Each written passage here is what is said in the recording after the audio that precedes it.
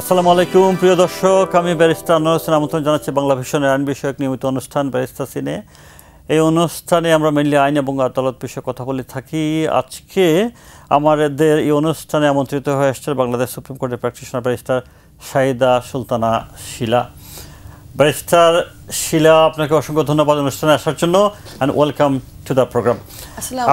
Thank you. আপনার সাথে আমরা একজন ইংলিশ লিগাল সিস্টেমে আইন বিষয়ে পড়াশোনা করছি, এরকম একজন ছাত্রকে রেখেছি যে হবু ব্যারিস্টার, তার নাম হচ্ছে মাহাতির মোহাম্মদ। তার বাদ বাকি পরিচয় আমরা তার মুখ থেকেই শুনবো একটু পরে। মাহাতির, তোমাকেও ধন্যবাদ অনুষ্ঠানে আসার জন্য and welcome to the program. আমি আপনাকে দিয়ে শুরু করতে চাই। ব্যারিস্টার শিলা, আপনি যদি আপনার স্কুল, কলেজ এবং ইউনিভার্সিটির জীবন সম্পর্কে একটু বলতে চান। জি, আমার school Dhanmondi government girls high school থেকে আমি মেট্রিক পাস করেছি, আর ঢাকা কমার্স কলেজ থেকে আমি ইন্টার কমপ্লিট করেছি। তারপর ইউনিভার্সিটি অফ উলভারহ্যাম্পটন থেকে আমি এলএলবি কমপ্লিট করে আপনার সিটি ল স্কুল থেকে বার ভোকেশনাল কোর্স করে লিঙ্কনসিন থেকে আমি কল নিয়েছি। লিঙ্কনসিন থেকে বারেট ল পড়েছেন। লিঙ্কনসিনে যখন আমরা বারেট ল ডিগ্রি আমরা পাই যেদিন আর কি, তার মানে প্রনাউন্সমেন্ট যেদিন হয় সেদিন আমরা উইকটি পড়ে থাকি। আপনাকে আমরা সেই পরিবেশে আজকে একটু ইন্টারভিউটা নিতে চাই। আপনি যদি উইকটা পড়েন, এবং মাহাতির কেমন রিকোয়েস্ট করছি প্লিজ হেল্প ম্যাডাম এইটা উইকটা পড়ার জন্য, যদি একটু একটু পড়েন, বসে পড়ো। Thank you. আপনি ল পড়ছেন কেন আসলে? আপনি কি কাউকে দিয়ে ইনফ্লুয়েসড হয়েছেন? সেরকম কিছু না, আসলে আমার ফ্যামিলিতে আমি একমাত্র লয়ার, বাকি সবাই বিজনেসম্যান অথবা বিজনেস ওরিয়েন্টেড কাজের জড়িত। আমার all of a sudden just হঠাৎ করে একদিন মনে হলো যে দেখি বাংলাদেশে বি একাডেমির কথা অনেক শুনেছিলাম, সেখানেই আর কি, সেখান থেকেই আর কি নিউকেসের ল একাডেমি থেকে আমার শুরু আর কি। সেখানে গিয়ে আমি একদিন ভর্তি হয়ে যাই, তারপরে আর চলছে। Thank you. আমরা একটু আমাদের আমন্ত্রিত স্টুডেন্ট মাহাতিরের কাছ থেকে একটা কথা শুনি। মাহাতির, তুমি কোথায় কি পড়ছো? আমার স্কুল কলেজ হয়েছিল আপনার ব্রিটিশ কলম্বিয়া স্কুল থেকে গ্র্যাজুয়েট করেছিলাম। আমি এখন London college of legal studies সাউথে পড়ছি, আপনার ইউনিভার্সিটি অফ লন্ডনের আন্ডারে। কোন ইয়ারে পড়ছো? সেকেন্ড ইয়ারে। সেকেন্ডে তোমাকে আরো 2 বছর পাড়ি দিতে হবে। আর 1 বছর, মানে 1 বছর টোটাল 2 বছর। 2 বছর। তো তুমি ল পড়ছো কেন আসলে? তোমার নিজের ইচ্ছা নাকি কোনো ইনফ্লুয়েন্সড হয়েছে কাউকে দিয়ে? ইনিশিয়ালি আমার কোনো ইচ্ছা ছিল না, পরে আমি দেখলাম যে আমার দাদার স্বপ্ন ছিল যে আমি একজন ব্যারিস্টার হই, আমার মায়েরও ইচ্ছা ছিল। আমার মায়ের শেষ ইচ্ছা এটা ছিল, উনি গত বছর ইন্তেকাল করেছিলেন লাস্ট ফেব্রুয়ারিতে। তো আপনার ইন্তেকালের আগে 2 দিন আগে বলেছিল যে আমার স্বপ্নটা তুই পূরণ কর, আচ্ছা, যেন তোকে ব্যারিস্টার দেখতে পারি। উনি তো আর এখন ফিজিক্যালি থেকে দেখতে পাচ্ছে না, অবশ্য অন্য জায়গা থেকে এসে দেখছে আমাকে। আমি আশা করি এরকম আমি ব্যারিস্টার হতে পারি আর এরকম।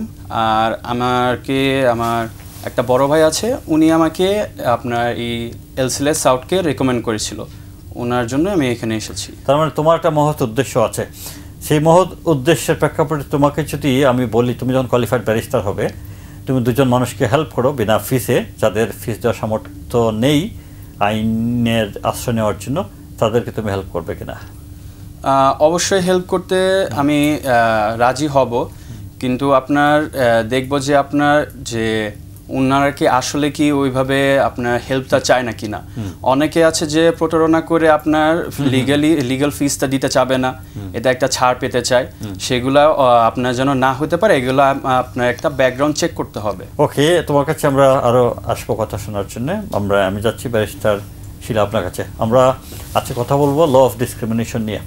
আমি ইংল্যান্ডের টাইমস পত্রিকার একটা রিপোর্ট যদি পড়ি, সেটা হচ্ছে হেডলাইনটা পড়ে পুরো তো পড়া যাবে না। I make millions from AI art but the law has to be fair. একজন টার্কিশ এআই আর্টিস্ট, উনি বিগ টেক কোম্পানিগুলোকে আরও স্বচ্ছ হওয়ার জন্য বলছেন। তিনি বলছেন যে বৈষম্য দূর করতে নতুন আইনের কথা বলছেন। আমার প্রশ্ন হচ্ছে যে এরকম বিভিন্ন বিষয় নিয়ে পত্রপত্রিকা আসছে উন্নত বিশ্বে, কিন্তু আমাদের দেশে তো একদম ডিসক্রিমিনেশন, একদম যা তা অবস্থা। আপনার কি মনে হয় সর্বক্ষেত্রে ডিসক্রিমিনেশন নাকি? অবশ্যই আমাদের দেশে আসলে আমাদের আইন কি বলছে, যে আমাদের আইন আমাদেরকে, আমাদের যে কনস্টিটিউশন ল, সেটা আমাদেরকে, আমাদের আর্টিকেল 28-এ আমাদেরকে বলছে যে কোনো ধরনের ডিসক্রিমিনেশন করতে পারবে না, কোনো গ্রাউন্ডেই না। সেটা হয় আপনার race, religion, place of birth অথবা কাস্ট, কোনো কিছুতে আপনাকে ডিসক্রিমিনেশন করা যাবে না। কিন্তু তারপরে তো আমরা করছি, আমরা সর্বক্ষেত্রেই করছি। আপনার এটা আসলে কেন হচ্ছে, এটা আসলে হচ্ছে আমাদের আইনের যে মানে প্রপার যে ইমপ্লিমেন্টেশনটা করা উচিত, কিন্তু আইনটাকে যেভাবে ফলো করা উচিত আমরা সেভাবে করছি না। আমাদের সেটা সরকারের পক্ষ থেকেও সেভাবে প্রপারলি হচ্ছে না। ইভেন আমরা জনগণের দিকেও যদি দেখান, আমরা কি আইনটাকে প্রপারলি মানি? ছোট ছোট ক্ষেত্রে আমরা আইনকে আমরা অমান্য করছি, আর এই ছোট ছোট জিনিসগুলি একসময় অনেক বড় হয়ে যাচ্ছে। বৈষম্য মানে ডিসক্রিমিনেশন নিয়ে আমি আরও কয়েকটা এক্সাম্পল দিই আপনাকে। যেমন আমাদের দেশে এমপিদের বিনা ট্যাক্সে গাড়ি ইম্পোর্ট করার সুযোগ ছিল, এটা আপনার কি ডিসক্রিমিনেশন মনে হয়? এখন কি এটা নাই?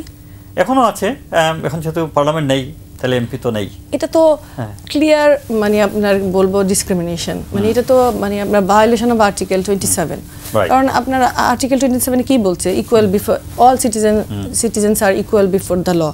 তাহলে সেখানে তো আপনি কি করছেন? এমপিদেরকে এই মানে সুবিধাটা দিয়ে আপনাকে নর্মাল মানে আমরা যারা সাধারণ জনগণ তাদের থেকে এমপিদেরকে মানে আপহোল্ড করে দিচ্ছেন তাদের যে পজিশনটাকে। তাহলে আমরা তো তাদের সমান, আমরা তো ইকুয়াল হচ্ছি না, ইকুয়াল হচ্ছি না। তাই এটা তো আপনার কি ক্লিয়ার ভায়োলেশন অফ আপনার ফান্ডামেন্টাল রাইটস। যেটা আরেকটা জিনিস আপনাকে বলি যে আপনার 2017 সালে বাংলাদেশ এজ আ স্টেট শ্রীলঙ্কার সাথে একটা চুক্তি করেছে, যে চুক্তির অধীনে জয়েন্ট সেক্রেটারি লেভেলের লোকজন বিনা ভিসায় শ্রীলঙ্কা যেতে পারবে।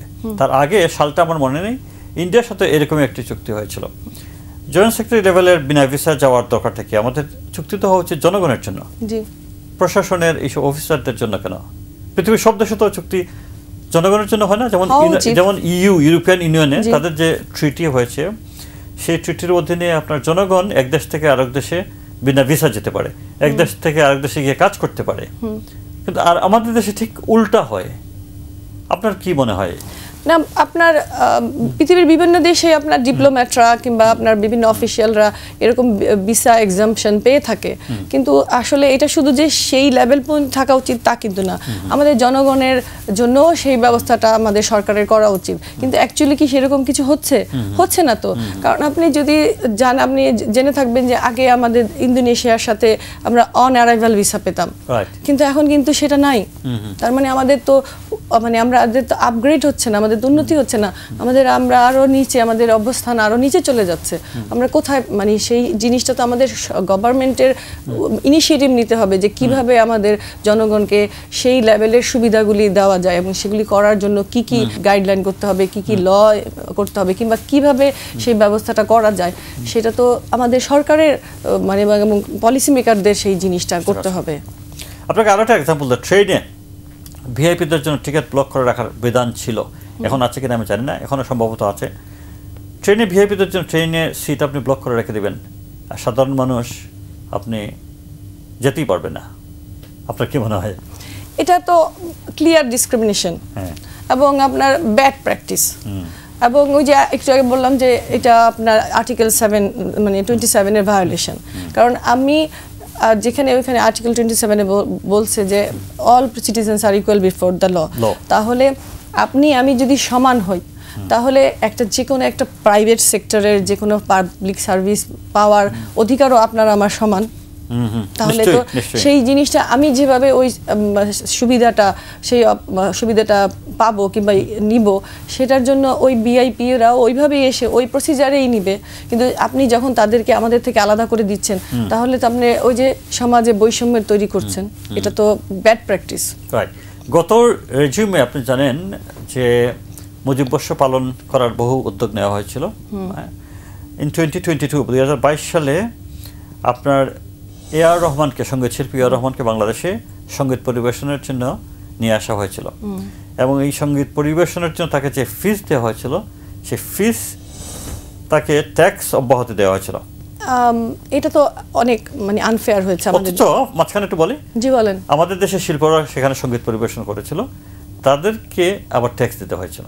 এটা মানে আমাদের সরকার এটা তো মানে খুবই একটা আনফেয়ার কাজ করেছে আমাদের শিল্পীদের সাথে।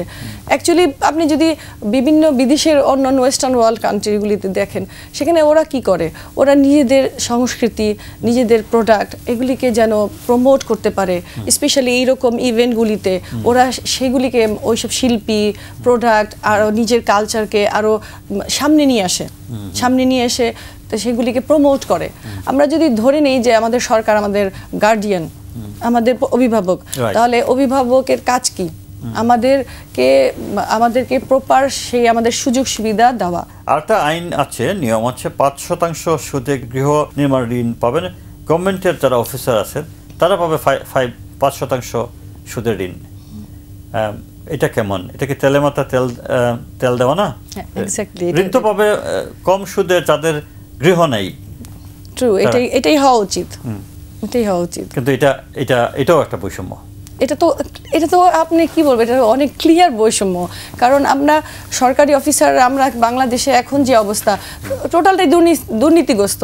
এবং আমি বলতে পারি মানে কোনো সরকারি অফিসারই মনে হয় এখন এমন নাই যার বাড়ি গাড়ি অভাব আছে।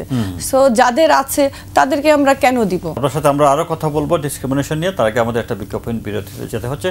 প্রিয় দর্শক, আমরা একটা বিজ্ঞাপন বিরতিতে যাচ্ছি, ফিরে আসছি এখনই।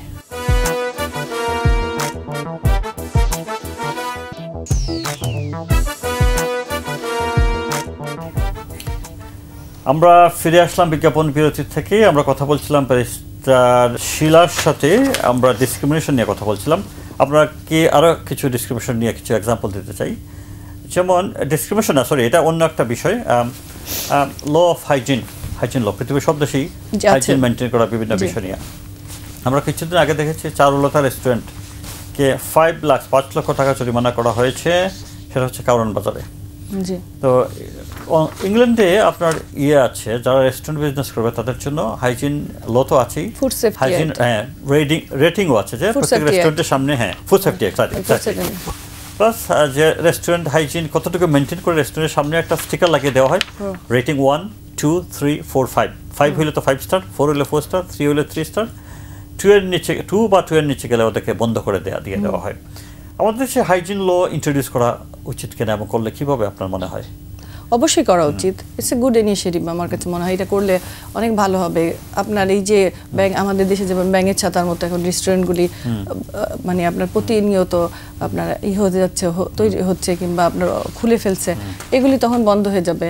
এবং এটা শুধু যে আপনার রেটিং সিস্টেম করলেই যে আপনার এটার উন্নতি হবে তা কিন্তু না। কারণ আপনি দেখেন এই যে ভোক্তা অধিকার যে আপনার রেগুলার বেসিসে জরিমানা করতেছে, জেল জরিমানা করতেছে, তারপরে কি সেগুলি বন্ধ হচ্ছে? সেই কাজগুলি বন্ধ হচ্ছে না? বন্ধ হচ্ছে না।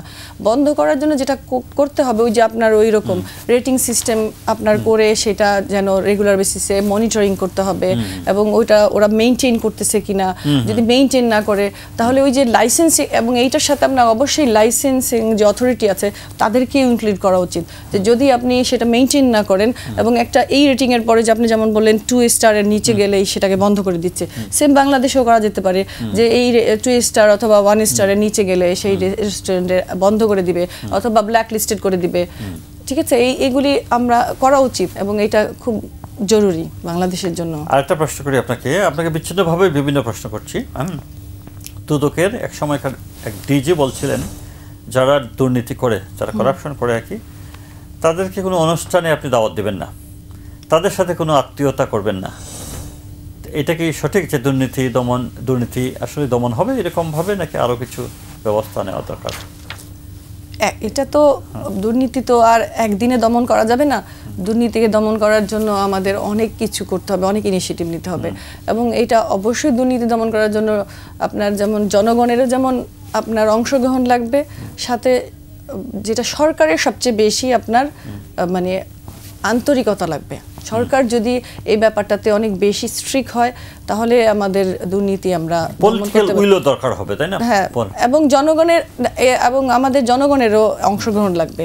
কারণ এখন আমাদের দেশে যেটা হয়েছে যে আপনার ঘুষ দেয়া এবং নেয়া একটা কালচার হয়ে গেছে। একটা পত্রিকা রিপোর্ট দেখাচ্ছি, সেটা হচ্ছে সিলেটে এক রিক্সা চালক রাস্তায় করিয়ে 85,000 টাকা ফেরত দিলেন।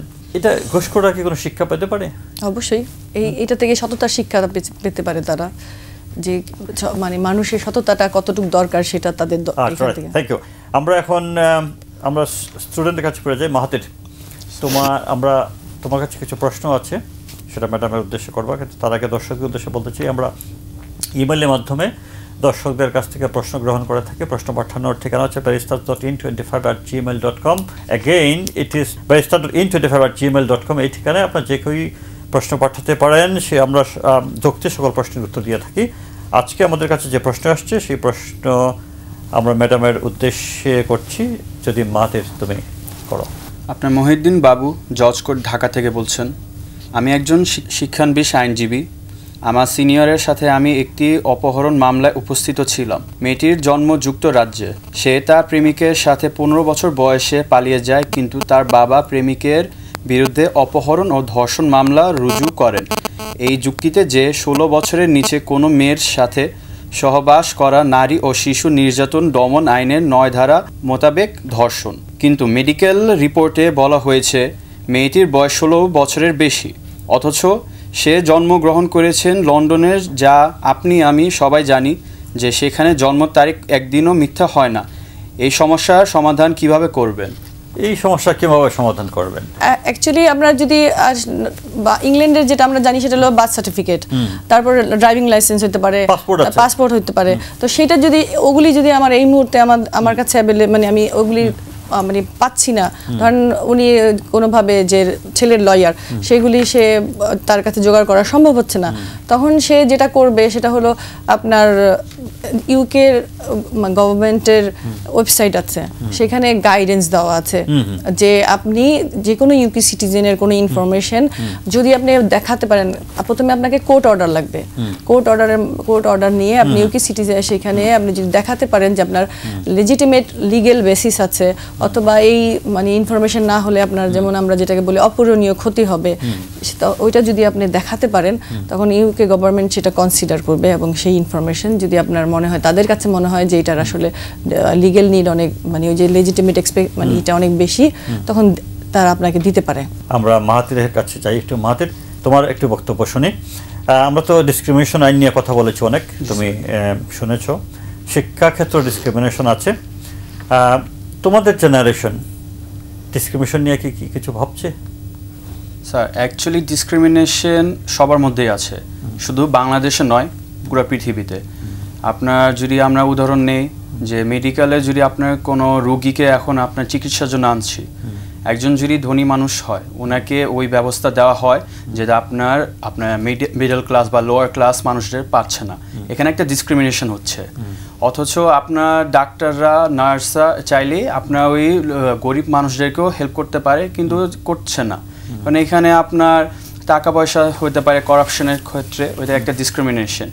আপনার ফেভারিজমও আছে, যেরকম মনে করেন আপনার স্কুল কলেজে এখানে টিচার্সরা একটা ফেভারিজম করতে পারে আপনাকে, কিন্তু আপনার ফেভারিজমটা যদি এই লিমিটের ক্রস করে তখন আপনার যে অন্য পার্টি বা অন্য স্টুডেন্টস ওরা ডিসঅ্যাডভান্টেজে একটা পজিশনে পড়ে যাচ্ছে, তো তারা ওই সফলতা পাচ্ছে না।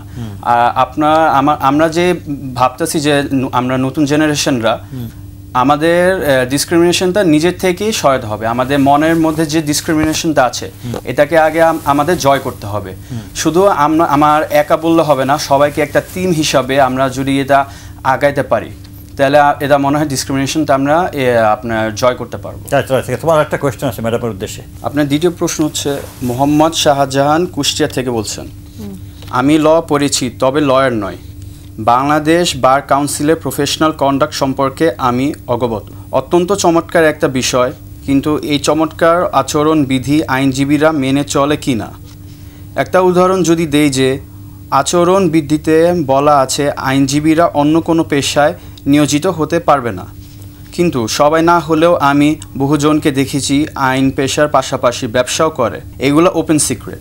আমার প্রশ্ন, আইনজীবীরা যদি আইনের প্রতি বৃদ্ধাঙ্গুল প্রদর্শন করে তাহলে আমাদের দেশে আইনের শাসনের কথা বলে লাভ কি? আইনের শাসনের কথা বলা লাভ কি? অ্যাকচুয়ালি এটা রুলে আছে, সত্যি এটা আপনার কোড অফ কন্ডাক্ট বইতে আছে যে আপনার আইনজীবী আইন পেশায় থাকলে সে আপনার অন্য পেশায় জড়িত থাকতে হবে না, কিন্তু এটা জেনারেল রুল এটা বলতেছি, কিন্তু আমরা জানি যে প্রত্যেক জেনারেল রুলের এক্সেপশন থাকে। আর যেটা সবচেয়ে বেশি ইম্পর্টেন্ট, যেটা আমাদের জানতে হবে যে আপনি কি আইনজীবী মানে সার্টিফিকেট নেওয়ার পর, আইনজীবীর যে সার্টিফিকেট নেওয়ার পর আপনি কি একজন রেগুলার প্র্যাকটিসিং লয়ার, নাকি আপনি মানে জাস্ট সার্টিফিকেটটা নিয়ে অন্য কিছু করছেন। এখন তো আইন পেশায় বিভিন্ন ফিল্ড তৈরি হয়েছে, যেখানে আপনি অন্য অন্য মানে ফিল্ডে আপনার এই আইন পেশা মানে আপনার করতে পারবেন, প্র্যাকটিস করতে পারবেন। এছাড়াও আমি আইন পেশায় আছি কিন্তু আমি আসলে প্র্যাকটিস করতেছি না, তখনও তো আমি অন্য কোনো, আমি মনে করি যে সে অল্টারনেটিভ কিছু চিন্তা করতেই পারে। মাহাদি, তোমার কাছে লাস্ট কোয়েশ্চেন, তুমি কি তোমার বন্ধুদের উদ্দেশ্যে কিছু বলতে চাও? এই অনুষ্ঠানে এসে কেমন লাগলো তোমার? অনেক ভালো লাগছে, I am very thankful to B here. আমরা যদি আইন নিয়ে যদি বলি আমার বন্ধুদেরকে, আমার প্রথমত মনে হচ্ছে যে আমি যেহেতু একজন লয়ার প্রফেশনে আমি ঢুকছি, আমি একজন ল স্টাডি করছি, যারা আপনার ল পড়ছে না তাদের আমার থেকে কিছু শেখা উচিত, যে মনে করেন আপনার বেসিক রাইটস বা বেসিক আপনার যে ফান্ডামেন্টাল থিংসগুলো যদি আমার থেকে জানতে পারে, তাহলে তারা মনে করেন খারাপ জায়গা থেকে আপনার সরিয়ে আসতে পারবে। Thank you. ব্যারিস্টার শিলা, আপনার কাছে ফাইনাল কোয়েশ্চেন, এনি কোনো message to the newly qualified lawyers, যারা ব্যারিস্টার হবে নিউলি, তাদের উদ্দেশ্যে কিছু বলতে চান আপনি? অবশ্যই, এই আমার কাছে যেটা মনে হয় যে আমরা যারা ব্যারিস্টার মানে বার এট ল করে আসছি, ইউকের যে লিগ্যাল সিস্টেম অথবা যে ওইখানকার যে পরিবেশ আর এইখানকার যে পরিবেশ, এটা অনেক ডিফারেন্ট। তো ওই ধাক্কাটা সহ্য করার জন্য তাদেরকে আমি বলবো যে তারা যেন প্রিপেয়ার থাকে, অ্যাট দ্য সেম টাইম লেগে থাকার একটা টেন্ডেন্সি, ধৈর্য থাকতে হবে, লেগে থাকা। Thank you barrister Shila Mahathir, তোমাকে অসংখ্য ধন্যবাদ। প্রিয় দর্শক, এই ছিল আমাদের আজকের আয়োজন। আগামী অনুষ্ঠানে নতুন কোনো অতিথি নিয়ে আপনাদের সামনে হাজির হব। সেই পর্যন্ত ভালো থাকবেন। আল্লাহ হাফেজ।